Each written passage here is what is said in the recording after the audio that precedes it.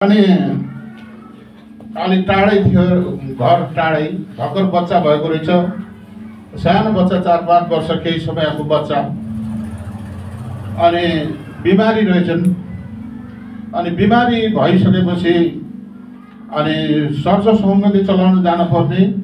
अनि बिहानै तयारी भएपछि अब कति दिनदेखि तयारी गरेको हो। अनि तयारी गरिसकेपछि अब हिँड्ने बेलामा बच्चा साह्रै बिमारी भयो। बच्चा साह्रै बिमारी भइसकेपछि अनि फर्स्टली आमाले भन्नुभयो नजानुहोस् आज, बच्चा बिमारी छ, के हुन्छ थाहा छैन, तपाईँ नजानुहोस् भनेर भन्नुभयो। अनि उहाँले मान्नु भएन, होइन तिमी हेर्दै गर, कति टाइम लाग्छ, म चर्च सक्छु, सङ्गति सक्छु, म आउँछु अनि प्रार्थना गर्छु, म बस भनेर भन्नुभयो। भनिसकेको अवस्थामा उहाँ के गर्नुभयो त,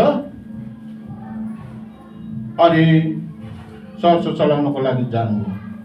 जाँदै जाँदै गर्दाखेरि बाटोमा गएर के भयो त, अनि अर्को मान्छे दुगुर्दै आएर उहाँलाई खबर दिनुभयो, गुरुबा तपाईँ नजानुहोस्, तपाईँको छोरा बितिसक्नुभयो, गुरुआमा रुनु भएको छ, धेरै गाह्रो छ, तपाईँ फर्किनुपर्छ भन्नुभयो।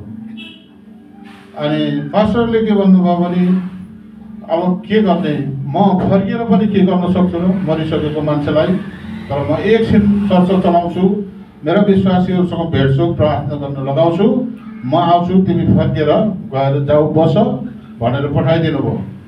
पठाइसकेपछि अनि पास्टर वचन बोल्दै जानु भएको छ, आँखाबाट एकदम आँसु आइराखेको छ, गाह्रो परिस्थिति छ, चर्च चलाउने मान्छे छैन, जिम्मेवारी दिने मान्छे छैन, धेरै गाह्रो परिस्थितिमा उहाँ चाहिँ एकदमसँग गाह्रोसँग सङ्गति चलाइराख्नु भएको छ।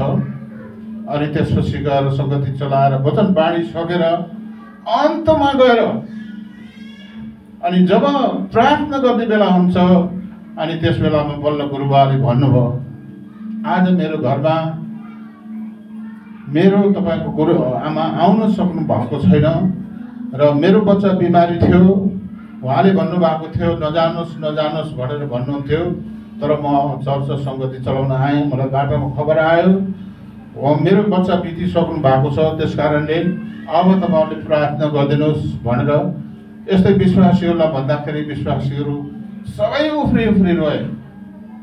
किन भन्नु भएन, किन चलाउनु परेको थियो त, आज तपाईँ नआए पनि हुन्थ्यो त, तपाईँ किन आउनुभयो, हामीलाई किन भन्नु भएन, त्यत्रो साह्रो बिमारी रहेछ, त्यत्रो गाह्रो परिस्थितिमा हामीलाई किन भन्नु भएन त भनेर सबै विश्वासीहरूले चिन्ता गर्न लागे।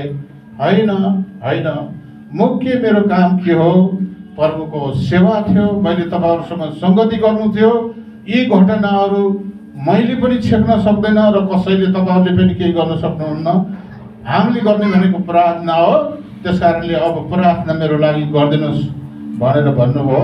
अनि प्रार्थना गर्न सुरु गर्नुभयो।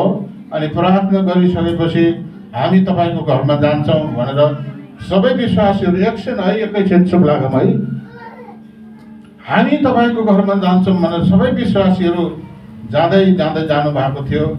अनि जुन नानीले तपाईँको बच्चा बितिसक्नुभयो, फर्किनुहोस् गुरुबा भनेर जुन बच्चाले भनेको थियो, त्यो दुगुर्दै नानी फेरि त्यो विश्वासीहरूको हुल जब पास्टरको घरमा जाँदै हुनुहुन्थ्यो, पास्टरको घरमा सबै एकै मनको भएर किन यस्तो घटनाको बेलामा पनि भन्नु भएन भनेर सबै लागिराखेको बेलामा जुन नानीले त्यो खबर लिएर आएको थियो, त्यो नानीले भन्यो, गुरुबा तपाईँको बच्चा त 3 घन्टासम्म मर्यो, तर अहिले त उठेर खेलिराखेको छ, बेहुतिसकेको त आमेन होइन,